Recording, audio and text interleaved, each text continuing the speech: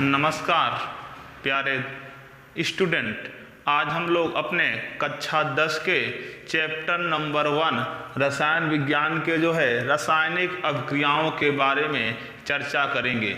रासायनिक अभिक्रिया क्या होती है, इन सब के बारे में आज हम लोग बिल्कुल एक प्रॉपर तरीके से समीकरण बनाएंगे कि रासायनिक अभिक्रिया होती क्या है। तो आप सब लोग जितने भी लोग स्टूडेंट्स इस वीडियो को देख रहे हैं, ये वीडियो आपके पूरे रासायनिक अभिक्रिया के बारे में रहेगी। रासायनिक अभिक्रियाएं क्या होती हैं, कैसे कैसे रासायनिक अभिक्रिया होती है, कौन से पदार्थ भाग लेंगे रासायनिक अभिक्रिया में, और रासायनिक अभिक्रिया क्यों होना जरूरी होती है, इन सब पूरे क्वेश्चंस को हम लोग आज इस वीडियो के माध्यम से चर्चा करेंगे। तो आइए स्टूडेंट्स, हमारा नाम है दिलीप यादव। आज हम लोग अपने इस रासायनिक अभिक्रिया मतलब केमिकल रिएक्शंस जैसे आज चैप्टर पर चर्चा करेंगे। केमिकल रिएक्शन, रासायनिक अभिक्रिया। अब हम रासायनिक अभिक्रिया जैसे ही नाम लेते हैं, सब लोगों के दिमाग में क्या आता होगा? सब लोगों के दिमाग में यही आता है कि अभिकारक से उत्पाद बनने की क्रिया रासायनिक अभिक्रिया है। तो आज हम लोग पूरा बिल्कुल, आप लोग पेन और पेपर अपने साथ लेकर के बैठिएगा। इसके बारे में आज हम लोग कुछ चीज़ें नोट भी करेंगे, रासायनिक अभिक्रियाओं के बारे में चर्चा करेंगे। और यहाँ कक्षा 10 के रासायनिक अभिक्रिया के चैप्टर में आपको कई प्रकार की रासायनिक अभिक्रियाओं के बारे में पढ़ना है। जैसे हम बात करें संयोजन अभिक्रिया,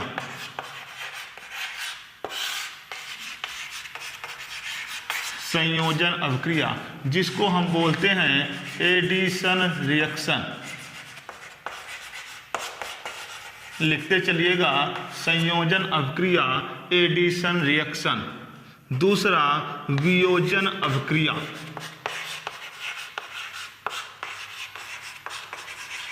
वियोजन अभिक्रिया जिसको हम लोग बोलते हैं dissociation reaction.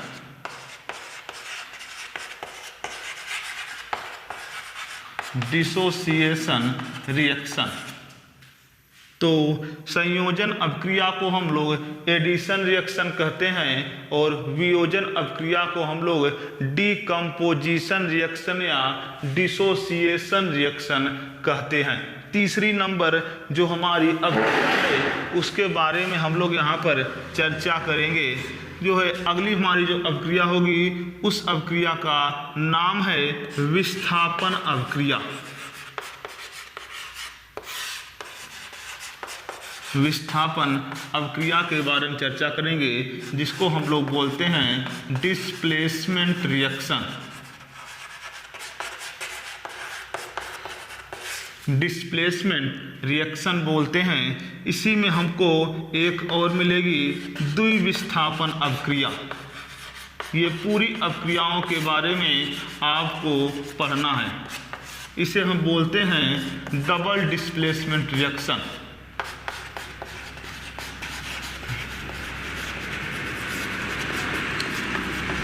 Double displacement reaction, द्विविस्थापन अभिक्रिया। उसके बाद आपको पढ़ना है ऑक्सीकरण अभिक्रिया। ऑक्सीकरण अभिक्रिया जिसको हम बोलते हैं ऑक्सीडेशन रिएक्शन। Oxidation reaction. उसके बाद इसी क्रम में आपको आगे बढ़ना है और अगला नंबर है अपचयन अभिक्रिया के बारे में पढ़ना है जिसको हम बोलते हैं रिडक्शन रिएक्शन। रिडक्शन रिएक्शन, अपचयन अभिक्रिया। उसके बाद हमको पढ़ना है रेडॉक्स अभिक्रिया। रेडॉक्स अभिक्रिया।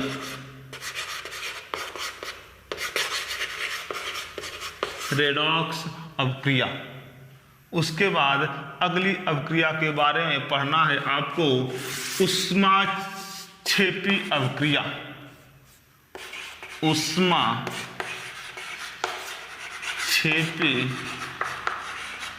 अवक्रिया जिसको हम बोलते हैं एक्सोथर्मिक रिएक्शन। एक्सोथर्मिक रिएक्शन, ऊष्माक्षेपी अवक्रिया जिसको हम बोलते हैं एक्सोथर्मिक रिएक्शन। इसी क्रम में हम पढ़ेंगे आगे ऊष्माशोषी अवक्रिया जिसको हम बोलते हैं एंडोथर्मिक रिएक्शन।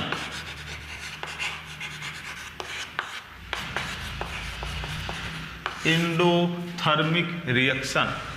आपको लगभग कितनी अवक्रियाओं के बारे में पढ़ना है?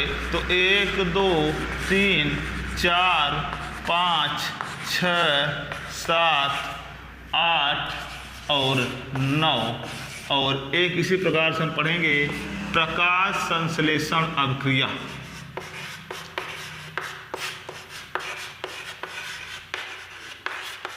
प्रकाश संश्लेषण अवक्रिया जिसको हम बोलते हैं नंबर 10, जिसको हम बोलेंगे फोटोसिंथेसिस रिएक्शन।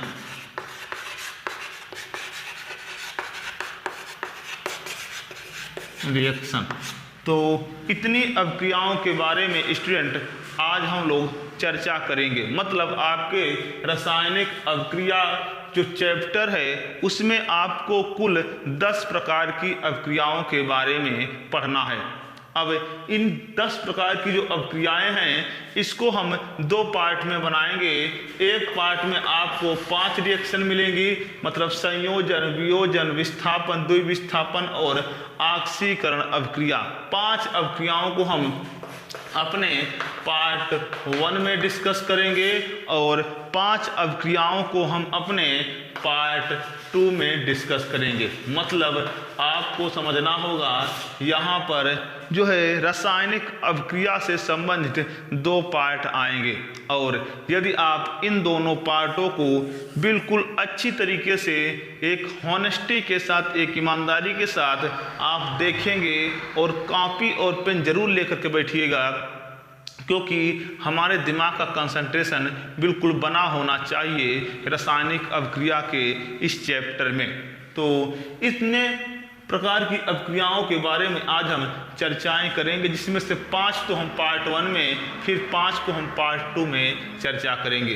तो आइए देर ना करते हुए हम लोग स्टार्ट करते हैं अपने संयोजन अवक्रिया पर। तो ये संयोजन अवक्रिया कौन सी होती है, कैसे होती होगी संयोजन अवक्रिया, उस संयोजन अवक्रिया में कौन कौन से पदार्थ भाग लेंगे, कौन कौन से पदार्थ भाग नहीं लेंगे, इन सब के बारे में हम लोग यहाँ पर चर्चा करेंगे। साथ ही साथ हम लोग इतनी सारी चीज़ों के बारे में आज इस रासायनिक अवक्रिया के जो है वीडियो में डिस्कस करेंगे कि आपको पता चलेगा कि हाँ रासायनिक अवक्रिया के इन डेप्थ में जाकर के कितना मज़ा आता है। तो हम संयोजन अवक्रिया स्टार्ट करने से पहले हम लोग चर्चा करेंगे रासायनिक अवक्रिया है क्या, रासायनिक अवक्रिया होती क्या है। तो रासायनिक अवक्रिया को तो हम लोग कई प्रकार से परिभाषित करते हैं। एक तो होता है अभिकारक से उत्पाद, ध्यान समझिएगा, अभिकारक से उत्पाद बनने की जो क्रिया होती है उसी को हम लोग बोल देते हैं रासायनिक अवक्रिया। अब इतने में तो काम चलेगा नहीं, तो हम लोग आज पढ़ेंगे रासायनिक अवक्रिया में कौन कौन से पदार्थ होते हैं। जैसे हम एक अपना पैटर्न बनाते हैं AB और यहाँ पर बनाते हैं C और ये हो गया D, और इस अवक्रिया के जो है एरो पर है E। तो इस प्रकार से जो लिखा हुआ है तो आप बोलेंगे वह पदार्थ जो अवक्रिया में भाग लेता है, मतलब ए पदार्थ अवक्रिया में भाग ले रहा है, इसलिए इस ए पदार्थ को हम लोग बोलते हैं अभिकारक। अभिकारक जिसको हम इंग्लिश में बोलते हैं रिएक्टेंट। अभिकारक या रिएक्टेंट। तो अभिकारक कौन होते हैं? वह पदार्थ जो अभिक्रिया में भाग ले रहा है उसे हम अभिकारक कहते हैं।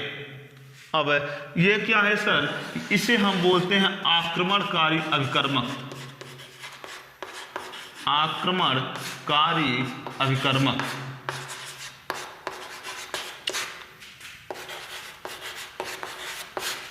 अटैकिंग रिएजेंट बोलते हैं इसे।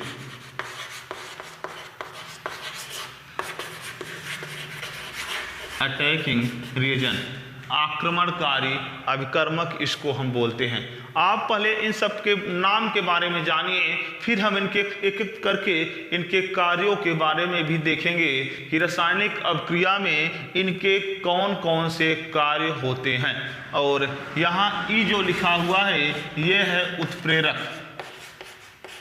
अक्सर आप देखते होंगे रासायनिक अभिक्रिया में एरो के ऊपर कोई ना कोई जो है यौगिक या तत्व जरूर रहता है। इसे हम बोलते हैं उत्प्रेरक, जिसे हम कहते हैं कैटलिस्ट।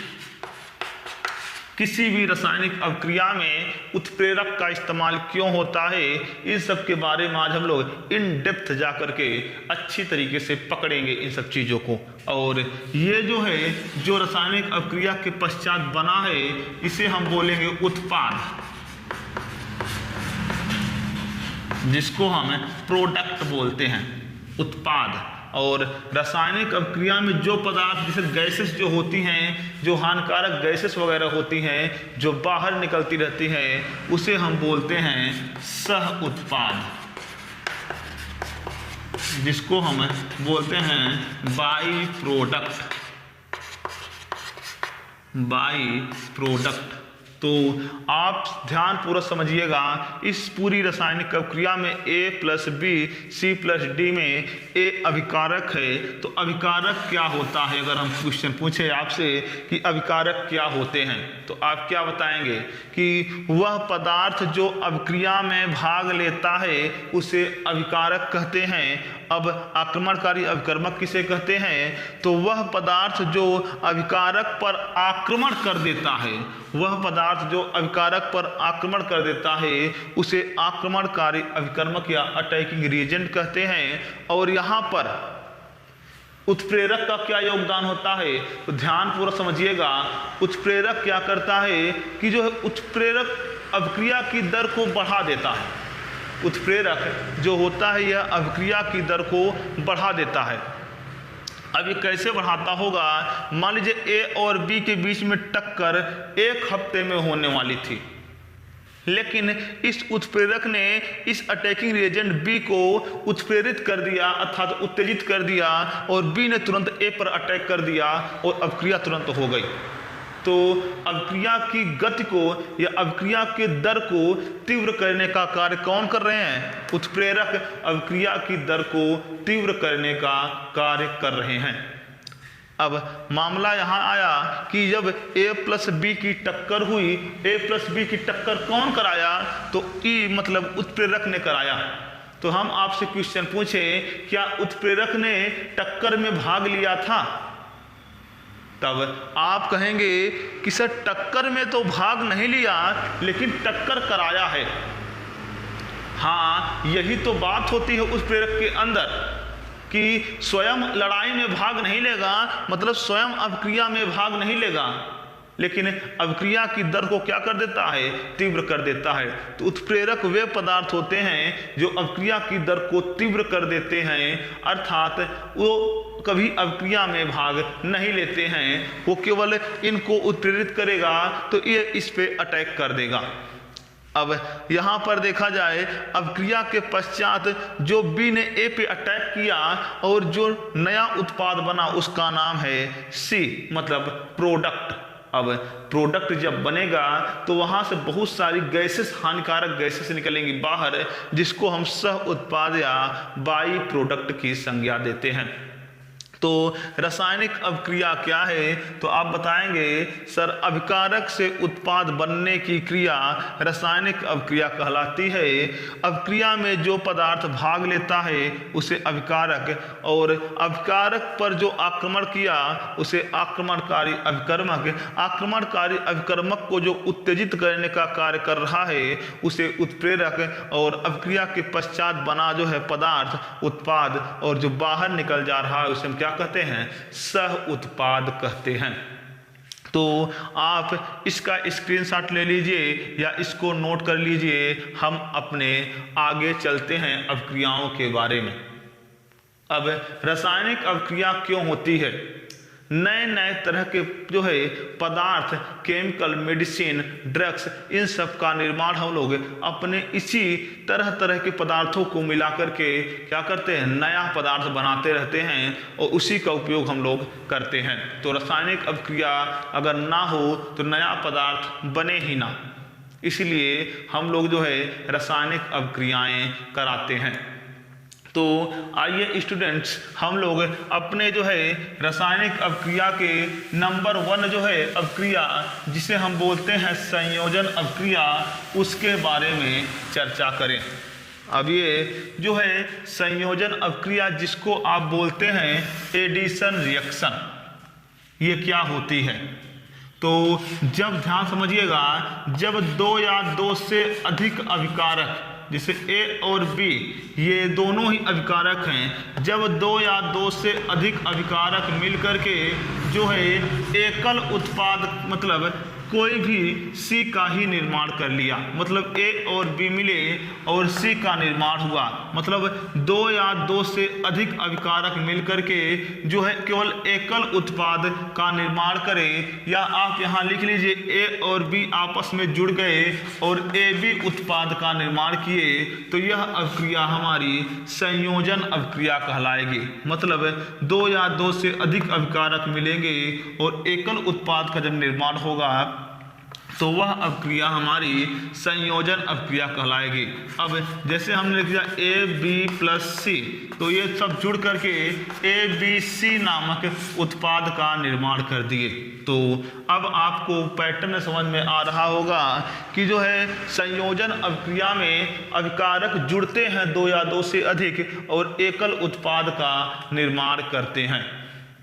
अब आपको जैसे हम उदाहरण लें C+O2, तो इसका उदाहरण क्या हो जाएगा, CO2, मतलब कार्बन और ऑक्सीजन जैसे अभिकारक मिले और कार्बन डाइऑक्साइड का निर्माण हुआ। इसी प्रकार S+O2, तो SO2 हो जाएगा। तो संयोजन अभिक्रिया आपको समझ में आ गई। संयोजन अभिक्रिया क्या होती है, जिसमें एक या एक से अधिक अभिकारक मिलकर के एकल उत्पाद का निर्माण करें, वह अभिक्रिया हमारी संयोजन अभिक्रिया कहलाती है। अब हम लोग अपनी दूसरी अभिक्रिया पर चर्चा करेंगे, वियोजन अभिक्रिया।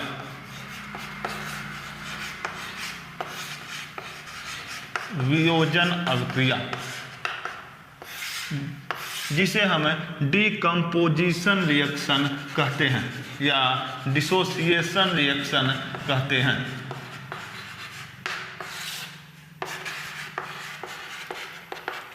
रिएक्शन कहते हैं। वियोजन अभिक्रिया संयोजन अभिक्रिया के जस्ट विपरीत होने वाली अभिक्रिया है। मतलब इसमें एक अभिकारक मिलकर के एक से अधिक उत्पाद का निर्माण करता है। जैसे AB एक अभिकारक था, ये टूट जाएगा और A+ और B जो है उत्पाद का निर्माण करेगा। मतलब वियोजन अभिक्रिया में जो अभिकारक होगा वो छोटे छोटे कणों में टूट जाता है, उसे हम कहते हैं वियोजन अभिक्रिया। जैसे हम यहाँ लिख दें ABC, ये अभिकारक था, ये वियोजित हो जाएगा, टूट जाएगा AB+C में। तो हम कहेंगे वियोजन अभिक्रिया जस्ट संयोजन अभिक्रिया के विपरीत अभिक्रिया होती है। इसमें एकल अभिकारक जो है एक से अधिक उत्पाद का निर्माण करता है, या बोलेंगे जो है एक अभिकारक छोटे छोटे जब कणों में टूट जाता है तो उसे हम वियोजन अभिक्रिया कहते हैं। जैसे हम यहाँ लिखें CO2, तो C प्लस किस में टूट गया, O2 में, SO2 तो किस में टूट जाएगा, S प्लस O2 में। और यदि हम यही लिख दें 2HI तो ये किस में टूट गया, H2 प्लस I2 में। इस प्रकार से आपको समझ में आ गया वियोजन अभिक्रिया कौन होती है, जिसमें एक अभिकारक छोटे छोटे कणों में टूट जाए, वह अभिक्रिया वियोजन अभिक्रिया होती है। आइए स्टूडेंट, अब हम अपने तीसरी अभिक्रिया पर चर्चा करेंगे कि तीसरी अभिक्रिया हमारी विस्थापन अभिक्रिया होती है। अब ये विस्थापन अभिक्रिया जिसको हम बोलते हैं डिस्प्लेसमेंट रिएक्शन, विस्थापन अभिक्रिया जिसको हम बोलते हैं डिस्प्लेसमेंट रिएक्शन।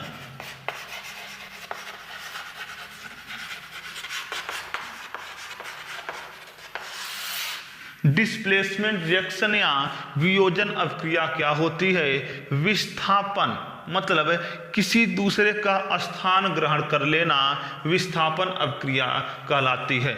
जैसे हम यहाँ लिखें AB प्लस C, तो यहाँ पर देखा जाए तो C ने B का जब स्थान ले लिया AC प्लस B, तो आपको दिख रहा है कि C के द्वारा B का स्थान लिया गया है, अर्थात C ने B को विस्थापित कर दिया है।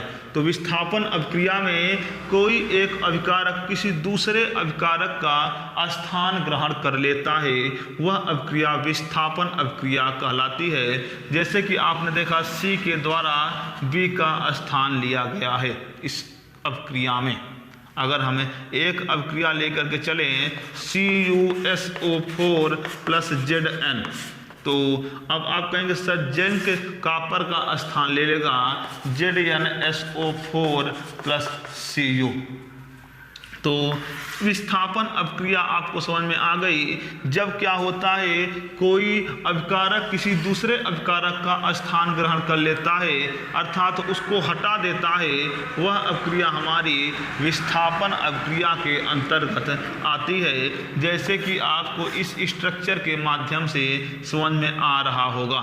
इसी प्रकार से द्विविस्थापन अभिक्रिया, द्विविस्थापन में एक दूसरे का स्थान ले लेंगे। द्विविस्थापन में डबल डिस्प्लेसमेंट रिएक्शन में जो है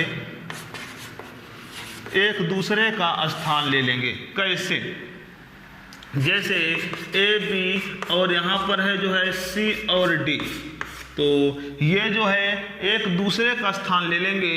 यहाँ बन जाएगा AC और यहाँ हो जाएगा BD।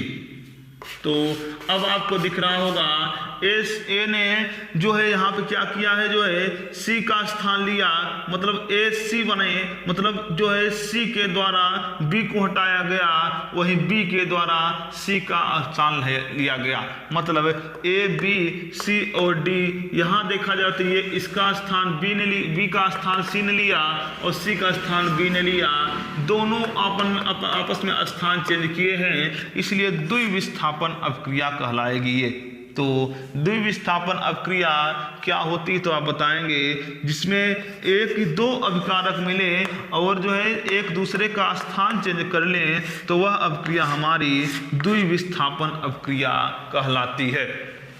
तो हम लोग आज अपने इस जो है लेक्चर में 4 जो है अभिक्रियाओं के बारे में चर्चा कर लिए हैं।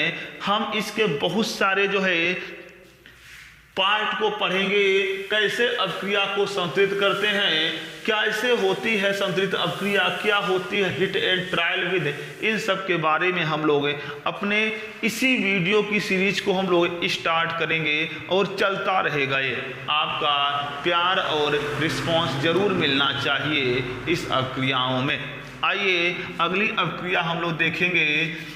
अगली नंबर जो 5वीं नंबर अभिक्रिया है ऑक्सीकरण अभिक्रिया। ऑक्सीकरण अभिक्रिया, ऑक्सीडेशन रिएक्शन। ऑक्सीडेशन रिएक्शन क्या होती है। अगर हम पूछे आपसे कि ऑक्सीडेशन रिएक्शन क्या होती है तो कहेंगे सर हमको क्या पता, हम तो कक्षा 10 में आए ही हैं।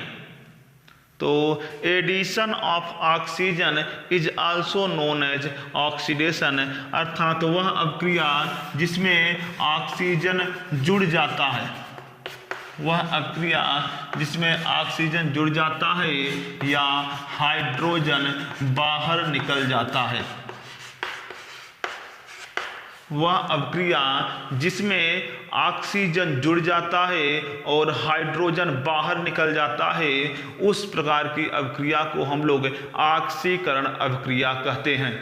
अगर और ऑक्सीजन और हाइड्रोजन ना हो और कोई हो तो कैसे जुड़ेगा, तो वह अभिक्रिया जिसमें इलेक्ट्रॉन की कमी हो या धनावेश की वृद्धि हो रही हो, इलेक्ट्रॉन की कमी हो या धनावेश की वृद्धि हो रही हो, वह भी अभिक्रिया हमारी कौन सी अभिक्रिया कहलाएगी, ऑक्सीकरण अभिक्रिया कहलाएगी।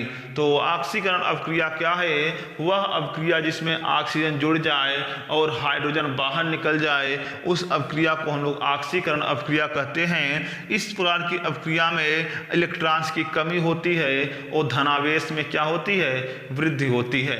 आइए इस अभिक्रिया के हम एग्जाम्पल्स पर चर्चा करें। जैसे हम यहाँ लिख दें C+O2, तो यहाँ क्या बना हुआ है, CO2। तो ऑक्सीजन जुड़ गया, नहीं जुड़ गया, कार्बन जुड़ गया ना, इसलिए जो है यह एक प्रकार की ऑक्सीकरण अभिक्रिया है क्योंकि ऑक्सीजन जुड़ रहा है। इस प्रकार से हम यहाँ लिखें S+O2, तो SO2 ये भी एक प्रकार की ऑक्सीकरण अभिक्रिया है क्योंकि ऑक्सीजन जुड़ रहा है। अब इलेक्ट्रॉन की कमी और धनावेश में वृद्धि का मतलब कैसे, जैसे हम यहाँ पर सोडियम है और इधर गए हैं हम, तो सोडियम आयन बन गया और एक इलेक्ट्रॉन बाहर निकल गया। तो यहाँ पर कितना आवेश था, 0, और यहाँ गया तो एक आवेश जो है आ गया, धनावेश आ गया, अर्थात धनावेश में वृद्धि होना या इलेक्ट्रॉन्स की कमी होना। यहाँ इसके पास 11 इलेक्ट्रॉन थे और यहाँ एक इलेक्ट्रॉन निकल गया, इसके पास यहाँ कितने इलेक्ट्रॉन क्या बची, 10। तो वह अभिक्रिया इसमें इलेक्ट्रॉन्स की कमी दिख रही हो या धनावेश की वृद्धि दिख रही हो, वह अभिक्रिया ऑक्सीकरण अभिक्रिया कहलाएगी। अर्थात आप बोलेंगे सोडियम का सोडियम आयन में परिवर्तन होना ऑक्सीकरण अभिक्रिया है। अगर इसी प्रकार से हम लिखें यहाँ पर मैग्नीशियम और इधर गया है, ये बन गया है मैग्नीशियम +2 आयन और 2 इलेक्ट्रॉन निकल गया बाहर, तो आप कहेंगे सर ये भी अभिक्रिया ऑक्सीकरण ही है। और एक तरीका और आप जान सकते हैं कि वह अभिक्रिया जिसमें इलेक्ट्रॉन निकल रहा हो, वह भी अभिक्रिया आप ऑक्सीकरण अभिक्रिया को बोल सकते हैं। इस प्रकार से स्टूडेंट हम लोग अपने कक्षा 10 के क्लास 10th के जो है रासायनिक अभिक्रिया के चैप्टर को स्टार्ट किए थे और इसमें 5 अभिक्रिया चर्चा कर चुके हैं और ये पार्ट 1 है। पार्ट 2 जल्द ही आपके लिए उपलब्ध कराया जाएगा। तो इस प्रकार से जो है हम इस वीडियो को अंत करते हैं और इसी प्रकार से अपना आप प्यार और सहयोग बनाए रखिएगा। धन्यवाद।